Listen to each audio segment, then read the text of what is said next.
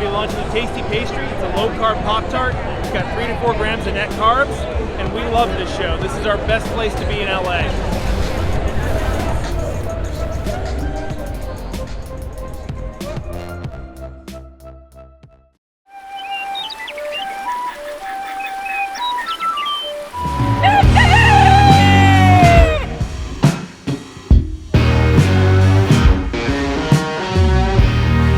Welcome back to Legendary Foods Muscle in the Morning.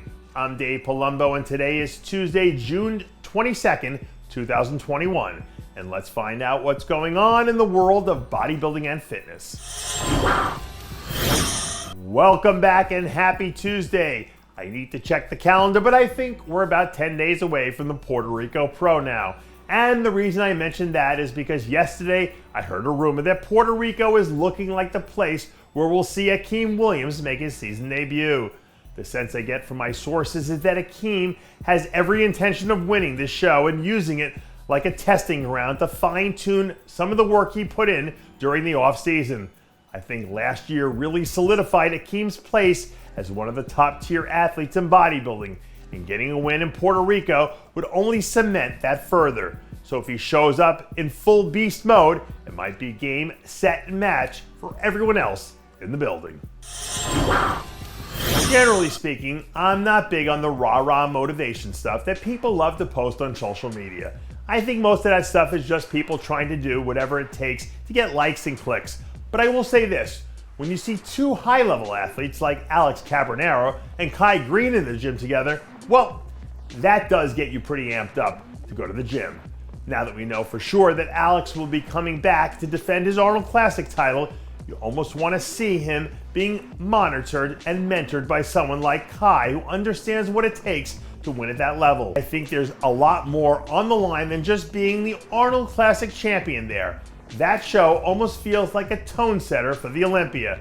So if Kai can help Alex set the right tone, that could end up translating into something a whole lot bigger down the road.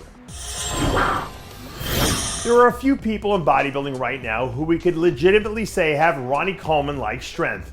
I just mentioned Akim Williams a few minutes ago. His name definitely belongs in the conversation. But one of the other names that I want to lift up right now is Joe Mackey, because I don't think people realize how crazy strong this guy is. A few days ago, I saw a video of Joe doing incline dumbbell presses with the 190s for a set of 8, which is one of those lifts that falls into the Ronnie Coleman superhuman strength category.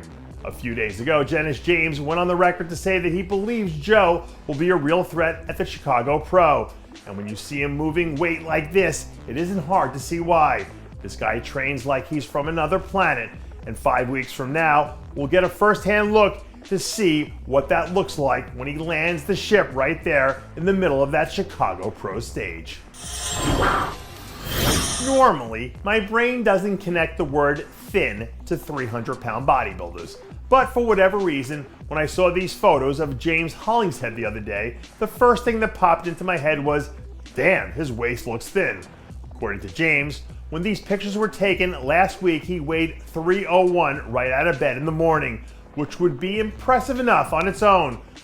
But when you take into account the fact that he's this lean at 301, 17 weeks out from the Olympia, it's even more impressive, because it means he's already way ahead of the pace he set last year when he was at his all-time best.